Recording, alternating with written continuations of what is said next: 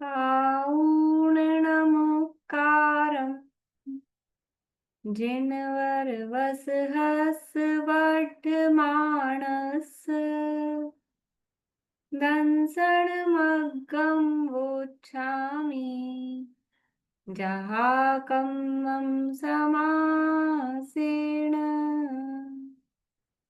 कर्णमन जिनवर वृषभ एवं वीर श्रीवर्धमान को संक्षिप्त दिग्दर्शन यथाक्रम करूं दर्शन मार्ग का।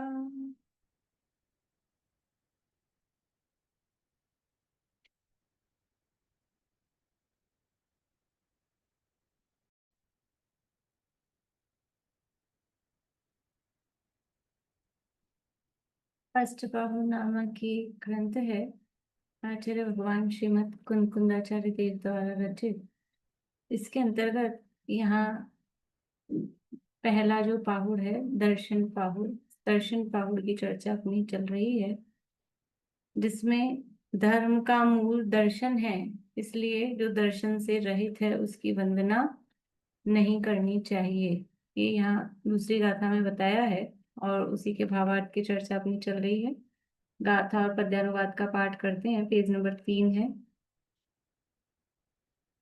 दंसण मूलो धम्मो उवइठ्ठो जिणवरे से साणम तम सूण सकन्ने दंसणहीनो न वंदेभ्यो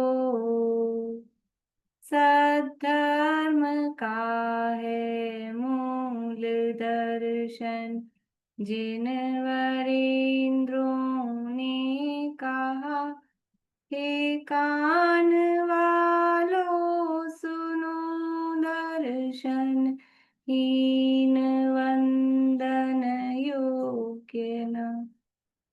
देखिए, भावार्थ की चर्चा अपनी चल रही है पेज नंबर 5 पे, जहाँ दो तरह का, यानी जो धर्म है, धर्म का स्वरूप 4 प्रकार से बताया है और वो 4 प्रकार का जो धर्म है उसको, उसका निरूपण 2 प्रकार से किया गया है। कौन सा 4 प्रकार है और कौन सा 2 प्रकार है? अनिता आंटी। 4 प्रकार का जो धर्म का, कौन से वस्तु का स्वभाव धर्म है, 10 लक्षण धर्म है, रत्नात्रय धर्म है और जीव दया धर्म है।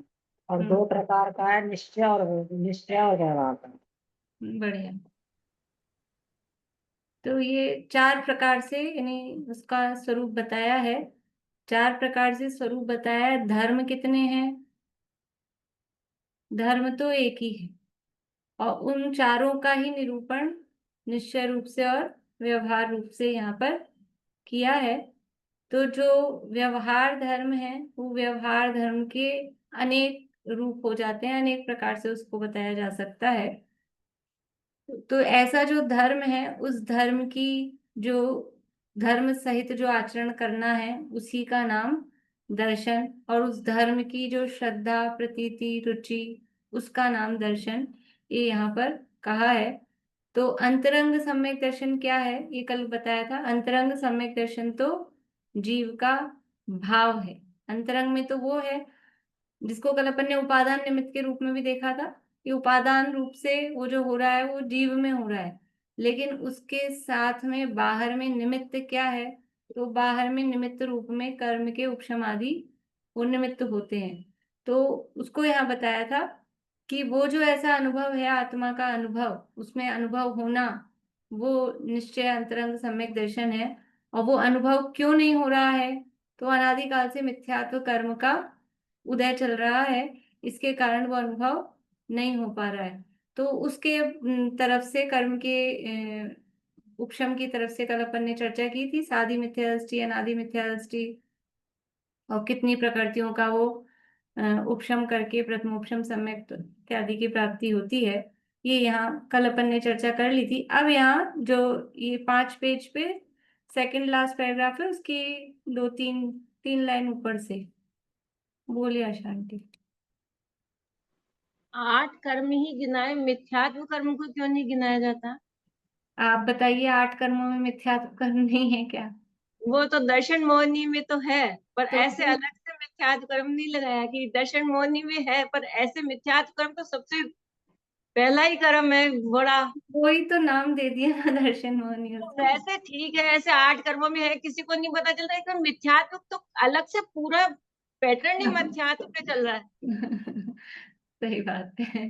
कल यही तो मैंने तर्क दिया था कि पहले नंबर पे ज्ञानावरण को क्यों रखा, पहले नंबर पे वो तो दर्शन बहुत मोहिनी को रखना चाहिए था। भाई, जैसे दर्शन मोहिनी तो जिसको पता है कि दर्शन मोहिनी की प्रकृति मिथ्यात्व है, जिसको नहीं पता है, जो 8 कर्म गिनता है, लेकिन वो जो उसके लिए तो सबसे बड़ा कर्म मिथ्यात्व हो गया ना। ख्यात है ना, उस दर्शन मोहनीय जो कर्म है, वो दर्शन मोहनीय कर्म व्यापक है। उसके ही ये 3 भेद हैं। तो मिथ्यात्व तो अकेला एक पार्ट हो गया ना। फिर सम्यक मिथ्यात्व सम्यक प्रकृति के लिए अलग कर्म रखते, उनको अलग से गिनाते। आपको याद करने के लिए 12-13 कर्म हो जाते। हाँ, ये आचार्य का तो क्या था। हाँ, फिर आप कहते कर्म, इतने सारे कर्म गिना दिए। ये तो मौन उनकी कर्म जाति क्या एक है होता है ना, क्या? उनकी ये क्या जाति है? एक है। बोलिए नानी माँ, क्या कह रहे हैं? हाँ, नहीं मौन कर्म में नहीं आता है क्या? मिथ्या तो ही तो आता है मौन कर्म में। हाँ, मिथ्यात्व मोहिनी कर्म में ही तो आता है, वो ही है। पर ये इनको, इनका मतलब ये है कि अलग से नाम मिथ्यात्व देके कर्म अलग से बना देना चाहिए था। ऐसा ये ही आज कर्म लेकिन मिथ्या तो आपकी आपकी रिक्वेस्ट लगा देंगे आचार्य तक। चलिए। सबसे पहले तो मोहिनी कर्म ही तो है। हाँ, मोहिनी कर्म ही है, सही बात। हाँ, ये अनंतानुबंधी छूट जाती है। हम्म। देखिए 5 नंबर पेज पे, और जो नीचे से दूसरा पैराग्राफ है उसकी अंतिम 3 लाइन से अपन पढ़ते हैं।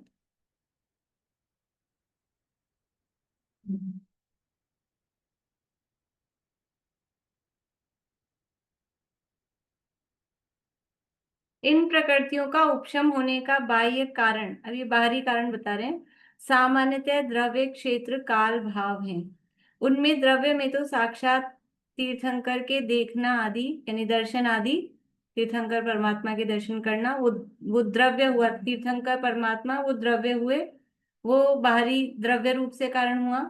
क्षेत्र में समवशरण आदि की, समवशरण आदि क्षेत्र में जाते हैं, जिन मंदिर में जाते हैं, तो वो हमको सम्यक दर्शन का कारण बनता है, निमित्त बनता है, तो वो क्षेत्र हुआ। काल में अर्ध पुद्गल परावर्तन, संसार भ्रमण शेष रहे, वह काल है। तथा भाव में अधः प्रवृत्त करण आदि है। ये कल अपन ने पढ़ लिया था, लेकिन आज मैंने वापस से इसलिए लिया है कि सर्वार्थ सिद्धि जो तत्वार्थ सूत्र की टीका है, उसमें काल लब्धि को 3 तरह से बताया है। मेरे पास अभी इसमें पीडीएफ में निकाल नहीं पाई, इसलिए आप लोगों को सुनना पड़ेगा, नहीं तो मैं शेयर भी कर देती, पर इसमें दिख नहीं रही मुझे। देखिए, जो सर्वार्थ सिद्धि की तत्वार्थ सूत्र की टीका है, उसमें दूसरे अध्याय में जो सम्यक चारित्र्य नाम का सूत्र है, उस सूत्र की टीका में प्रथमोपशम सम्यक कैसे प्राप्त होता है, तो कालादि लब्धि के निमित्त से होता है। तो वहाँ काल लब्धि 3 प्रकार की बताई है। एक नंबर बता दीजिए। पेज नंबर 109 है सर्वार्थ सिद्धि में,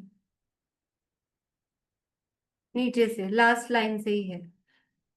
यहाँ काल लब्धि को बताते हैं। तो पहला पॉइंट बताया, जो आपने सुना हुआ है, जो यहाँ पे भी दिया है, कर्म युक्त कोई भी भव्य आत्मा अर्ध पुद्गल परिवर्तन ना अर्ध पुद्गल परिवर्तन नाम के काल के शेष रहने पर प्रथम सम्यक के ग्रहण करने के योग्य होता है। प्रथमोपशम सम्यक कब होता है, यहाँ पे दिया है कि जब जीव का अर्ध पुद्गल परिवर्तन काल संसार में शेष रहता है, तब वो सम्यक्त प्राप्ति के योग्य हो जाता है। तो ये पहले टाइप की काल लब्धि हो गई। ये काल लब्धि आ गई कि अब इसका संसार ही इससे ज्यादा नहीं बचा। अगर इससे ज्यादा संसार किसी का बचा है, इसका पूरा एक पुद्गल परावर्तन काल संसार अभी शेष है, तो वो सम्यक्त का पात्र नहीं है। क्योंकि एक बार सम्यक्त प्रकट हो गया, और प्रकट होने के बाद भले ही वो छूट जाए, लेकिन एक बार प्रकट हो गया है तो वो छूटा ही रहे तो भी वो अर्ध पुद्गल परिवर्तन से अधिक संसार में वो जीव नहीं रह सकता है। किंचित नून है, तो किंचित नून अर्ध पुद्गल परावर्तन काल से अधिक वो नहीं रह सकता है। तो अगर उसका संसार अभी ज्यादा है, तो उसको सम्यक की काल लब्धि नहीं आई है, तो काल लब्धि रूप निमित्त उसके नहीं होगा। तो ये पहली काल लब्धि हुई। दूसरी काल लब्धि का संबंध कर्म स्थिति से है। कर्म स्थिति से क्या है? कर्म की स्थिति कि उत्कृष्ट स्थिति वाले कर्मों के शेष रहने पर या जघन्य स्थिति वाले कर्मों के शेष रहने पर प्रथम सम्यक्त्व का लाभ नहीं होता। यदि किसी जीव के उत्कृष्ट स्थिति वाले कर्म हैं, अभी 70 कोड़ा कोड़ी, 40 कोड़ा कोड़ी, 30 कोड़ा कोड़ी, 20 कोड़ा कोड़ी की स्थिति के कर्म है, तो उसको प्रथमोपशम सम्यक्त नहीं होगा, क्योंकि प्रथमोपशम सम्यक्त होने से पहले प्रायोग्य लब्धि होती है। और वहीं कर्मों की स्थिति अंतः कोड़ा कोड़ी, 110 पेज पे पढ़ रहे हैं सर्वार्थ सिद्धि पे, अंतः कोड़ा कोड़ी रह जाती है। तो उत्कृष्ट स्थिति वाले यदि कर्म उसके हैं अभी, तो वो प्रथमोपशम सम्यक के योग्य नहीं है। ये तो उत्कृष्ट स्थिति वालों की बात हुई। और यदि जघन्य स्थिति वाले कर्म बचे हैं, जघन्य स्थिति कितनी है कर्मों की कि 5 कर्मों की तो अंतर्मूर्त है, और वेदनी नाम और गोत्र की 8 मूर्त और वेदनी की 12 मूर्त, अगर इतनी स्थिति बची है तो प्रथमोपशम सम्यक के योग्य नहीं है, ऐसा आचार्य कह रहे हैं। क्यों नहीं है? अल्प स्थिति हो तब तो क्या दिक्कत है, अधिक स्थिति हो तब तो नहीं हो सकता, ठीक बात है। लेकिन अल्प जघन्य स्थिति बची है, फिर वो क्यों नहीं है प्रथमोपशम सम्यक के योग्य? बोलो पारुल। भाभी क्योंकि वो तो शपथ श्रेणी वगैरह सब चढ़ चुका है, 13वें 14वें गुण स्थान में होगा। ये 13वें 14वें नहीं, गुण स्थान 92वें में गुण क्या स्थान में अल्प स्थिति बचेगी क्या? ये 13वें 14वें वाले के जो उनको तो मोक्ष ही मिलने वाला है ना फिर तो। नहीं, ये अल्प स्थिति बंद स्थिति, ठीक बात है। बंद की अपेक्षा से अपन कहेंगे, सत्ता की अपेक्षा से कहेंगे, ठीक है, सही बोल रहे हो। बोलो, तुम सत्ता की अपेक्षा से कह रही हो। क्योंकि वो मतलब 7वें गुण स्थान से ऊपर के हैं, छप्पा के उपसम श्रेणी वो चढ़ चुके हैं। हाँ, बंद की अपेक्षा से देखेंगे ना, देखो सत्ता में तो जितनी स्थिति आयु की बची है वो उतने ही बचे हैं। और बंद की अपेक्षा से भी जो जघन्य स्थिति बंद है, वो किसको होता है?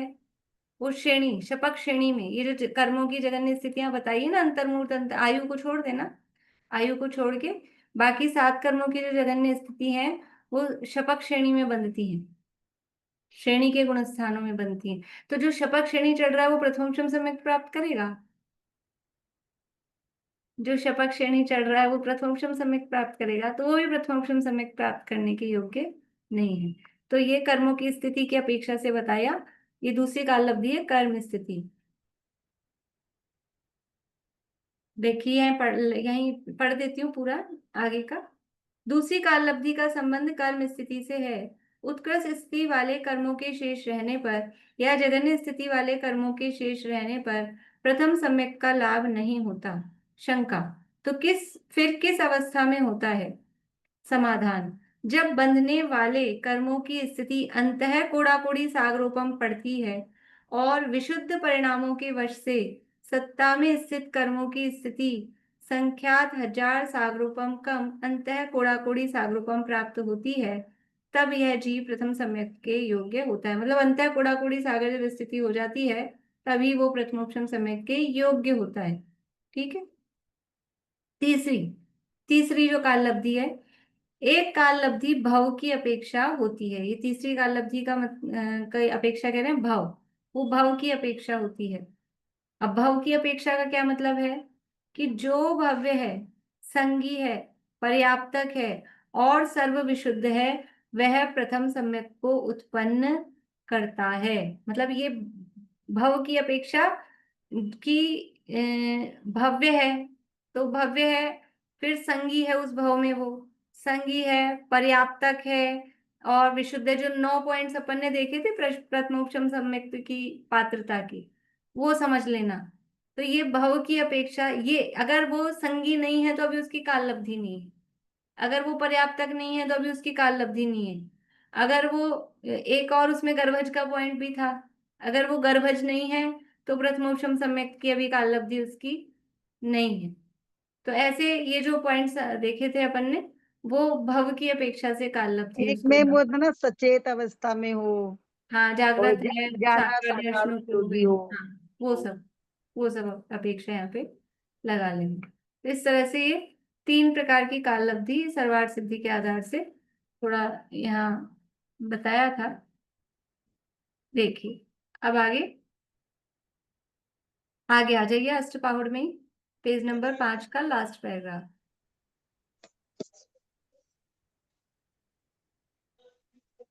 सम्यक्त्व के बाह्य कारण विशेष रूप से तो अनेक हैं, उनमें से कुछ के तो अभी ये जो बताए द्रव्य क्षेत्र काल भाव, अब उसी को थोड़ा और विशेष रूप से यहाँ बता रहे हैं बाह्य कारणों को।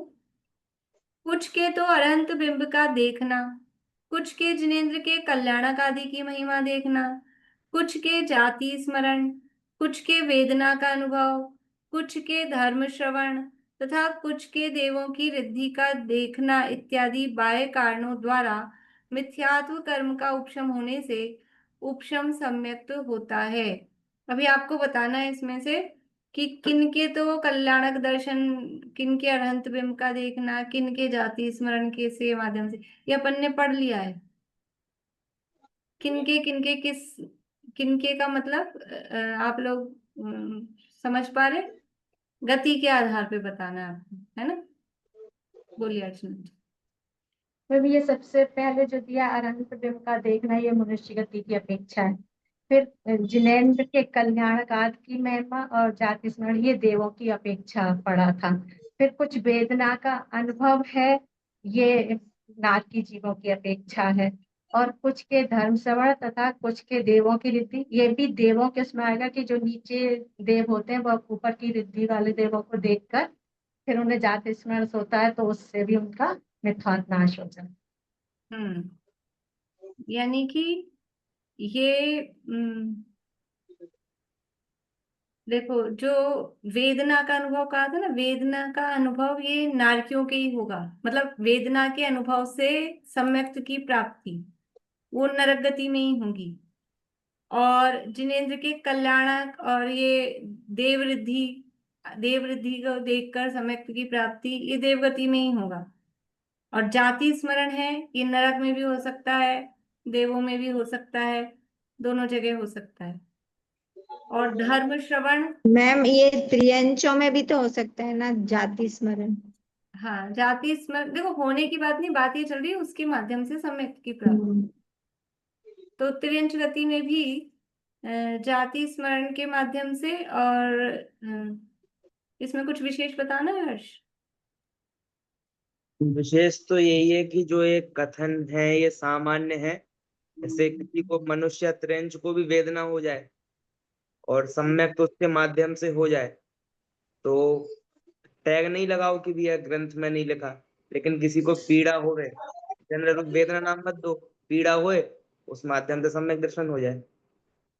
और कोई हम में से ही देव की रिद्धि देखे कि भी ये इतने अच्छे अच्छे देव होते हैं, तो मनुष्यों को भी देव की रिद्धि देख के सम्यक हो सकता है। लेकिन चूंकि मान कषाय की वो लोभ कषाय की मुख्यता वहां कही है, तो इसीलिए वहां होता है, ऐसा समझना चाहिए इसे। मैंने ऐसा कहीं पढ़ा है कंफर्म ही, अभी ध्यान नहीं आ रहा इन्हीं दिनों में, कि वो वेदना है, वो वेदना जो सम्यक्त्व का कारण बनेगी वो नरक में ही बनेगी, मनुष्यों में नहीं बनेगी। या तो मुक्तार जी में या कहीं देखिए हम्म। साथ में।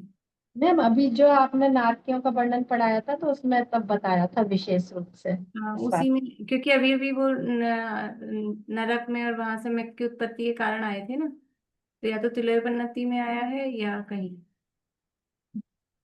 ठीक है, इसको और देख लेंगे अपन।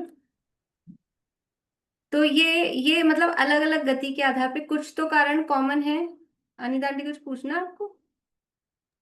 वो बोलिए। कहते हैं कि जातीय स्मरण तो चारों गतियों में ही हो सकता है ना। देखो होने की बात नहीं है, वेदना भी हो सकती है, मतलब 3 गतियों में।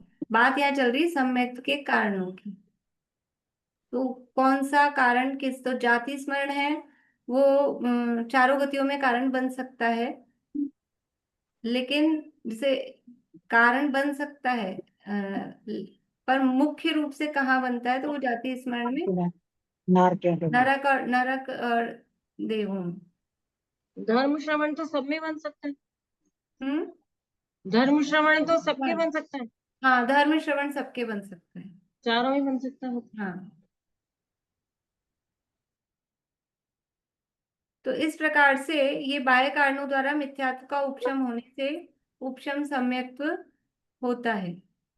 तथा इन 7 प्रकृतियों में 6 का तो उपशम या क्षय हो और एक सम्यक प्रकृति का उदय हो, तब क्षयोपशम सम्यक्त्व होता है। उपशम सम्यक की बात कल देखी थी, कितनी प्रकृतियों का उपशम हो रहा था उसमें? ये उपशम धर्म श्रवण नरक में कैसे होएगा? तीसरे नरक तक हो सकता है, तीसरे नरक तक। अभी सामान्य नरक की बात की तो एक साथ बोल दिया। वहां पे अपन ने वो भी देखा था कि तीसरे नरक तक कितने 3 कारण आ रहे हैं, और फिर नीचे के नरकों में केवल जाति स्मरण और वेदना वही सम्यक के कारण बन रहे हैं। ऐसे।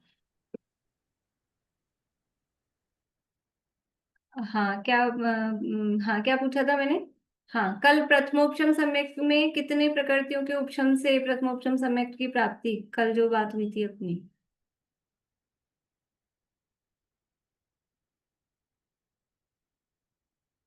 पारुल कल थे? कल नहीं थे? कल का सुन लेना, अच्छा था कल। बोलिए नूतन जी। मैम 7 प्रकृतियों के उपशम से बताया था आपने शायद। 7 प्रकृतियां तो बताई। इसमें लिखा है, अपन ने क्या पढ़ा था? हाँ, अपन ने वो मिथ्यात्व, सम्यक मिथ्यात्व, सम्यक्त्व और अनंतानुबंधी, क्रोध, मान, माया, लोभ। और चलिए एक्चुअली मैंने बिल्कुल। कल क्लास अटेंड नहीं करी थी, पर मैं रिकॉर्डिंग अच्छा सुनी थी रात को आपकी। हाँ, अच्छा तो वो अच्छा। थोड़ा थोड़ा सा वो दिमाग में है। रिकॉर्ड। रश्मि जी कल थे आप? बोलिए। समत प्रकृति का ही होगा ना, एक का समत प्रकृति का। अलका जी आप थे कल? मैं नहीं थी, लेकिन शायद 5 प्रकृतियों का एब्सेंट वाले पकड़ में आ रहे हैं। मैं- चलिए बोलिए शशि भाभी। अनादि मिथ्या दृष्टि के 5 प्रकृतियों का उपशम होगा और सादी मिथ्या दृष्टि के 5, 6, 7 प्रकृति का उपशम हो सकता है। हाँ, यानी अनादि मिथ्या दृष्टि के तो 5 के उपशम पूर्वक ही प्रथमोपशम सम्यक्त होता है, और सादी मिथ्या दृष्टि है तो उसके 5 का भी हो सकता है, 6 का भी हो सकता है, और 7 का भी हो सकता है। वो कैसे कैसे हो सकता है वो सारी चर्चा कल अपन ने की थी। अब है बात क्षयोपशम सम्यक्त की। क्षयोपशम सम्यक्त तो कैसे होता है? तो क्षयोपशम किसे कहते हैं? क्षयोपशम किसे कहते हैं? बोलो प्रीति। वो परिभाषा बतानी है, वो वाली वर्तमान कालीन। वर्तमान कालीन सर्वघाती प्रकृतियों का सर्वघाती स्पर्धकों का। हाँ, सर्वघाती स्पर्धकों का सद अवस्था रूप उपशम, उन्हीं के भविष्य वर्तमान कालीन का नहीं सदस्य। नहीं, उदयाभावी है। जो वर्तमान कालीन है उनका उदयाभावी है, और उन्हीं के जो भविष्यकालीन स्पर्धक हैं उनका सदवस्था रूप उपशम, और जो देशघाती प्रकृतियां वर्तमान कालीन उनका उदय। इन तीनों रूप कर्म की अवस्था को क्षयोपशम कहते हैं। बोलिए बेला भाभी, क्षयोपशम किसे कहते हैं? वर्तमान कालीन जो स्पर्धक है उनका उदयाभावी 6। कौन से और स्पर्धक? वो तो इम्पोर्टेंट है, याद की भी है कि नहीं पहले की? नहीं भूल गए। हाँ भूल गए, इसलिए तो बुलवा रही हूँ आपसे, पहले हाँ, सुनवा दी इसलिए। हाँ, फिर से बात। चलिए एक बार और सुनिए अभी। हाँ दीपिका जी बोलिए। वर्तमान कालीन सर्वघाती स्पर्धकों का उदयाभावी क्षय, उन्हीं स्पर्धकों का सदावस्था रूप उपशम, भविष्यकालीन सर्वघाती स्पर्धकों का सर्वघाती स्पर्धकों का सदावस्था रूप उपशम, और देशघाती स्पर्धकों का उदय। इन 3 रूप कर्म की अवस्था को क्षयोपशम कहते हैं। 3 काम हैं, उदय है, उपशम है, और क्षय है। क्षय, उपशम और उदय तो क्षय उपशम उससे बन रहा है। तो क्षय किसका है, उपशम किसका है, और उदय किसका है वो देखना है। तो क्षय का नाम, यहाँ क्षय का मतलब सत्ता में से जड़ मूल से नष्ट हो जाना, वो नहीं है। क्षय का अर्थ क्या है? उदय का अभाव, उसी को कह रहे हैं क्षय। अब किसके उदय का अभाव है? वर्तमान कालीन सर्वघाती स्पर्धकों का उदय का अभाव है, उसको कहा उदयाभावी क्षय। अब सर्वघाती देशघाती सब नहीं समझा रही हूँ, पहले पढ़ाया हुआ है अपन ने। वर्तमान कालीन सर्वघाती स्पर्धकों का उदयाभावी क्षय, भविष्यकालीन सर्वघाती स्पर्धकों का सदवस्था रूप उपशम। सदवस्था रूप उपशम का मतलब है कि जो जहां है वो वहीं पर स्टैचू हो जाए, वो उसमें और कोई अब मूवमेंट नहीं हो, तो वो कहलाता है सदवस्था रूप उपशम। और वर्तमान में अब क्या है, किसका उदय है, कि वर्तमान कालीन देशघाती स्पर्धकों का उदय। तो किसका उदय भी है, किसी का उपशम और क्षय रूप अवस्था भी है, इसको बोलते हैं क्षयोपशम। तो अब क्षयोपशम सम्यक तो किन प्रकृतियों में ये उदय उपशम क्षय कुछ होके क्षयोपशम बनेगा, प्रकृतियां वही हैं सात, इन्हीं में एडजस्टमेंट करना है। कल बताया था कि सम्यक की प्रतिपक्षी जो भी प्रकृतियां हैं वो ये सात ही हैं। कौन सी सात हैं, 3 दर्शन मौनी की और 4 अनंतानुबंधी, इन्हीं में जोड़ तोड़ करनी है। तो अब कैसे होगी इनमें, कि इनमें से अगर मिथ्यात्व का उदय आ जाएगा तो सम्यक तो रह सकता है क्या, एक अंधकार है एक प्रकाश है, रह ही नहीं सकते हैं। मिथ्यात्म, वो तो मिथ्यात्म है और ज्ञान भानु है, तो दोनों साथ नहीं रह सकते। तो मिथ्यात्व का उदय कराएंगे तो सम्यक दर्शन रह ही नहीं सकता है। और फिर बात क्या है, उदय किसका आना चाहिए, देशघाती का।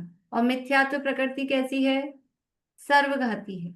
अनंतानुबंधी की 4 प्रकृतियां क्रोधमान मायालोभ, इनमें से किसी का उदय लिया है कि ये भी चारों सर्वघाती हैं, इनका भी उदय होगा तो सम्यक्त्व नहीं रह सकता है। अब बची कौन सी, सम्यक मिथ्यात्व और सम्यक प्रकृति। तो जो सम्यक मिथ्यात्व है वो भी सर्वघाती है। सम्यक मिथ्यात्व का उदय होगा तो भी सम्यक तो नहीं हो सकता है, फिर वो कोई अलग ही अवस्था बनेगी, तीसरा गुण स्थान बन जाएगा। तो ये सब तो है सर्वघाती, इनका उदय अगर हो गया तो वैसे भी अपना नियम है कि देशघाती का उदय चाहिए, तो देशघाती भी नहीं है, और इनका उदय हो गया तो ये सम्यक को बिल्कुल भी नहीं आने देती हैं, पूरी तरह से घात करती हैं। तो इनका क्या करना पड़ेगा, ये सर्वघाती प्रकृतियों का उदया, जो वर्तमान में उदय में आने वाले हैं उनका उदयाभाविष है, और इन्हीं के जो भविष्य में उदय में आने वाले हैं उनका सदवस्था रूप उपशम। और अब बची है सम्यक्त प्रकृति, वो है देशघाती। और वो अगर उदय में आ भी जाए तो सम्यक्त को थोड़ा बहुत डिस्टर्ब करती है, मलिन करती है, लेकिन पूरा अभाव पूरा नाश नहीं करती है। बच्चे होते ना अपने छोटे, ये प्रीति ले आती थी अपने बच्चों का, तो आती कम है, तो इसकी बच्ची चुपचाप बैठी रहती थी, अपना काम करती रहती थी, और सारे जो हम पढ़ाए वो सब उसको याद और हो गए। अभी आप देखो अपनी क्लास में बैठने लायक है, वो इतनी इंटेलिजेंट है, बैठती है, कितनी बार छुट्टी होती है उसकी उस दिन, तो वो डिस्टर्ब नहीं करती, आती है बैठती है। और कभी कभार कोई अब ज्यादा ही छोटा बच्चा हो, कोई प्रॉब्लम हो तो मम्मी को उठा के बाहर ले जाए, तो वो थोड़ा बहुत परेशान ऐसा हो सकता है, लेकिन ऐसा नहीं कि बिल्कुल ही नहीं सुनने दे, बिल्कुल ही नहीं बैठने दे।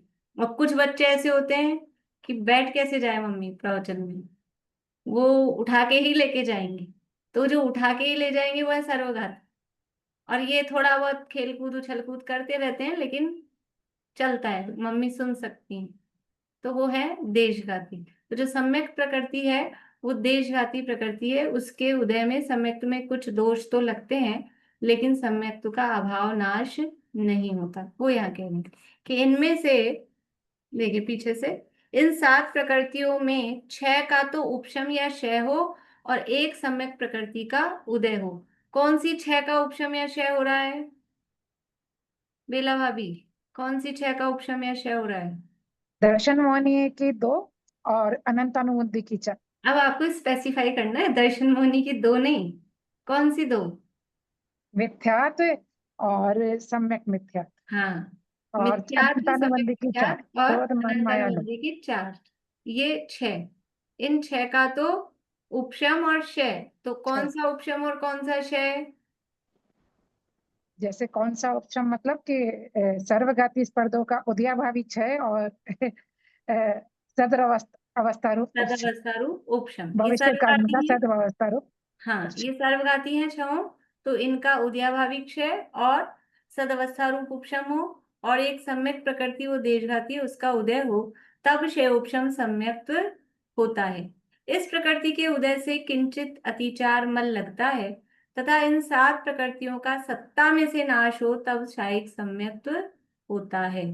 प्रथमोपशम सम्यक कैसे हो रहा था कि ये 5, 6, 7 प्रकृतियों का पूरी तरह से उपशम हो जाए, दब जाए, किसी का भी उदय नहीं रहे, तो प्रथमोपशम सम्यक्त या उपशम सम्यक्त हो रहा है। और इन 7 में से 6 का उपशम और क्षय और 1 का उदय, तो वो कहला रहा है क्षय उपशम सम्यक्त। और इन 7 का ही जड़ मूल से नाश यदि होता है तो वो कहलाता है क्षयिक सम्यक्त। तो इस तरह से ये 3 प्रकार के सम्यक्त यहाँ पर बताए हैं। इस प्रकार उपशमादि होने पर जीव के परिणाम भेद से 3 प्रकार होते हैं। वे परिणाम अति सूक्ष्म हैं, केवल ज्ञान गम्य है, इसलिए इन प्रकृतियों के द्रव्य पुद्गल परमाणुओं के स्कंध हैं, वे अति सूक्ष्म हैं और उनमें फल देने की शक्ति रूप अनुभाग है, वह अति सूक्ष्म है, वह छद्मस्त के ज्ञान गम्य नहीं है। तथा उनका उपशमादि होने से जीव के परिणाम भी सम्यक्त रूप होते हैं, वे भी अति सूक्ष्म हैं, वे भी केवल ज्ञान गम्य हैं। तथापि जीव के कुछ परिणाम छद्मस के ज्ञान में आने योग्य होते हैं, वे उसे पहचानने के बाह्य चिन्ह हैं, उनकी परीक्षा करके निश्चय करने का व्यवहार है। ऐसा न हो तो छद्मस व्यवहारी जीव के सम्यक का निश्चय नहीं होगा और तब आस्तिक्य का अभाव सिद्ध होगा, व्यवहार का लोप होगा, यह महान दोष आएगा। इसलिए बाह्य चिन्हों को आगम, अनुमान तथा स्वानुभव से परीक्षा करके निश्चय करना चाहिए। देखो बात क्या चल रही थी, बता क्या रहे थे कि ये जो सम्यक दर्शन है, वो सम्यक दर्शन तो वास्तव में आत्मा का जो साक्षात अनुभव होता है उससे होता है। और वो अनुभव क्यों नहीं हो रहा, कि वो अनुभव इसलिए नहीं हो रहा कि ये कर्म का उदय है। तो वो सम्यक तो कब प्रकट होगा, कि या तो ये कर्म का उपशम हो जाए, ये 7 प्रकृतियों का, या इनमें से 6 का उपशम और क्षय और 1 का उदय हो जाए, या 7 का नाश हो जाए। अब ये जो ऐसी स्थिति, उपशम हुआ, क्षयोपशम हुआ या क्षय हुआ, जो भी स्थिति बनी है, तो इस समय जो जीव के भाव हो रहे हैं, वो भाव क्या कहला रहे हैं, औपशमिक सम्यक्त या क्षयोपशमिक सम्यक्त या क्षयिक सम्यक्त। तो ये जो भाव हैं, ये जीव के परिणाम भेद से 3 प्रकार के हो गए, औपशमिक, क्षयोपशमिक और क्षयिक। वे परिणाम अति सूक्ष्म हैं। अब किस जीव को औपशमिक सम्यक्त्व है और किस जीव को शैक्षणिक सम्यक्त्व है, ये क्या जाना जा सकता है? सामान्य व्यक्ति के द्वारा, सामान्य व्यक्ति के द्वारा भी नहीं जाना जा सकता है। उसको खुद को भी नहीं पकड़ में आए कि मुझे औपशमिक है कि शैक्षणिक है कि क्षयिक, खुद को भी ये नहीं समझ आए, क्योंकि वो परिणाम सूक्ष्म है, केवल ज्ञान गम्य है। इसलिए इन प्रकृतियों के द्रव्य पुद्गल परमाणु के स्कंध हैं, वो भी सूक्ष्म है। ये जो प्रकृतियां हैं, अब कौन सा सम्यक्त्व है, ये कैसे जाना जाएगा?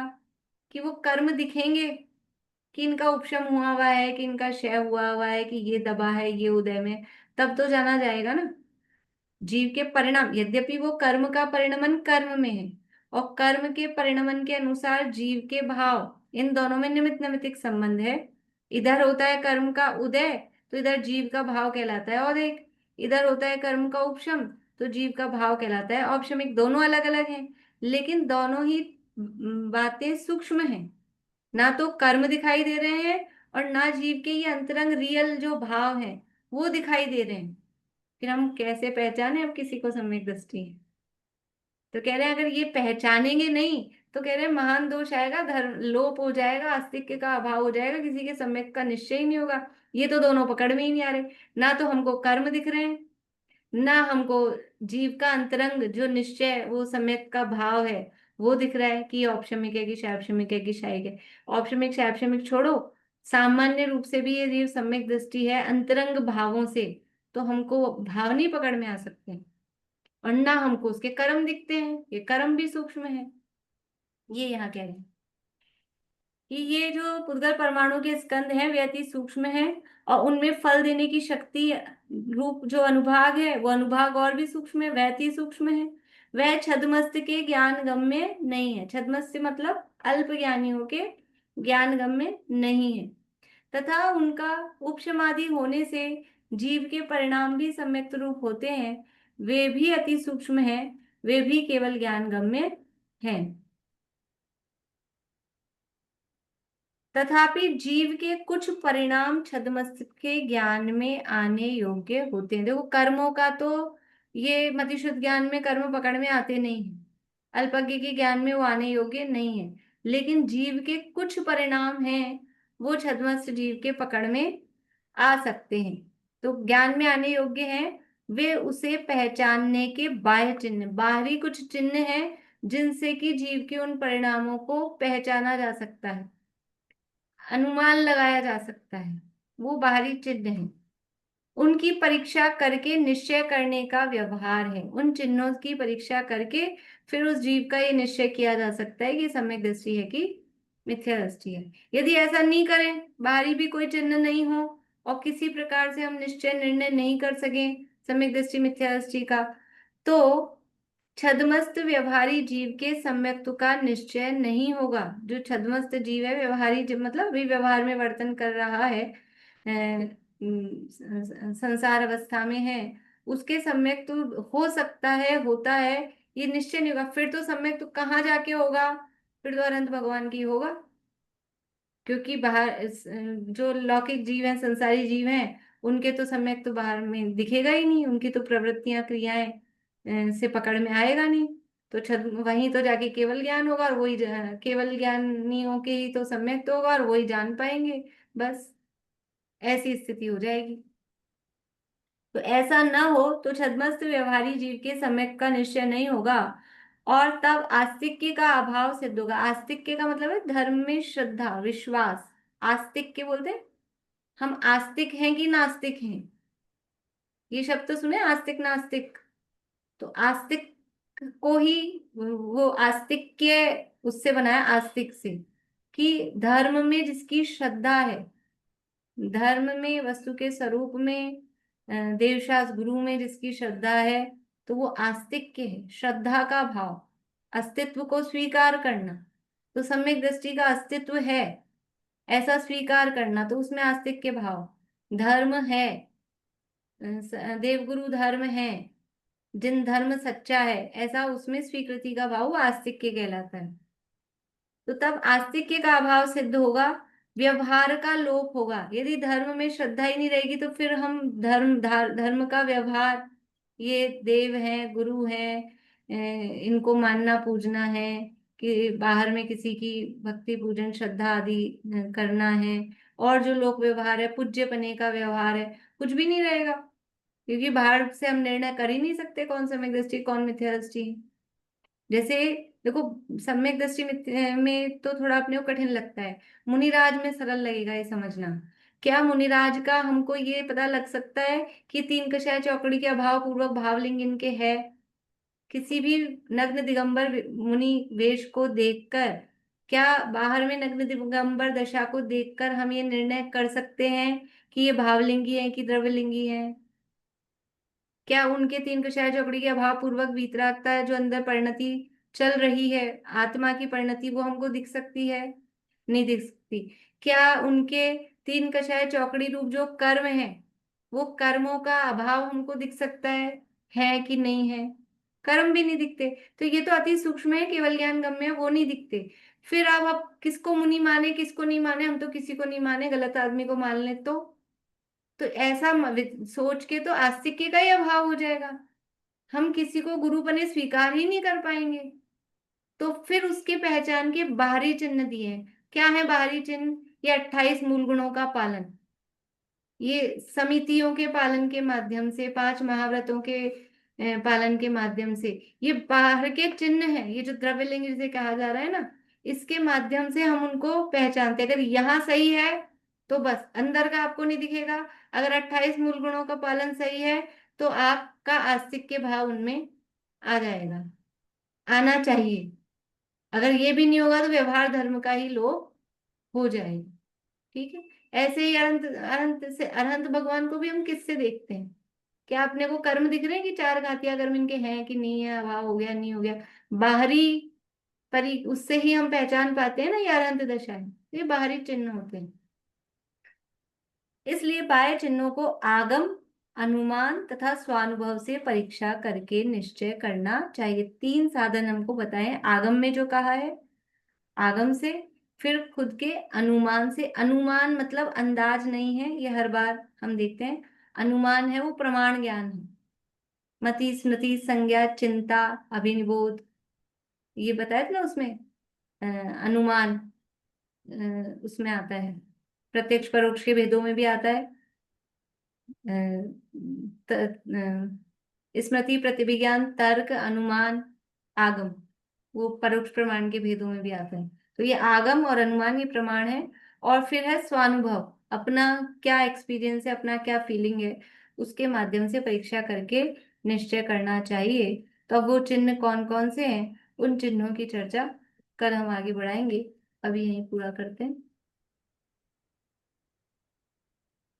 जिनवाणी स्तुति। प्रीति कहाँ चली गई, बोलोगी?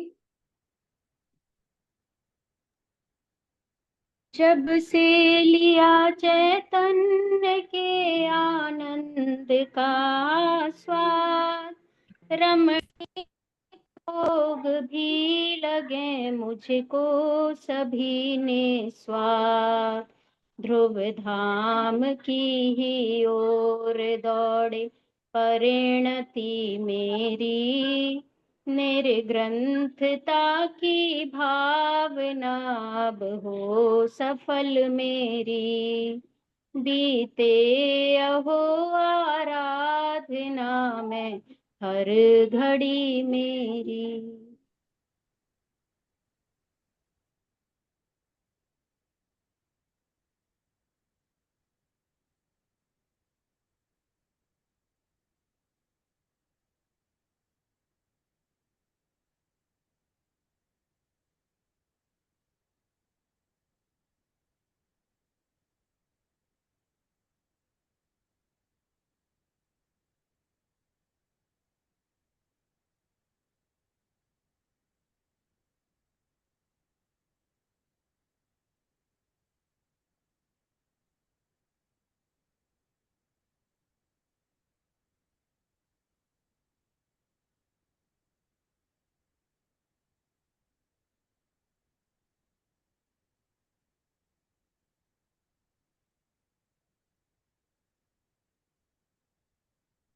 जगदा श्याम में जिनवाणी माता की।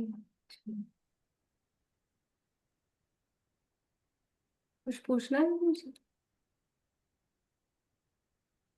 मैं ना वो सुबह दोपहर की तत्वार सूत्र की क्लास से पूछना था कुछ। बोलिए।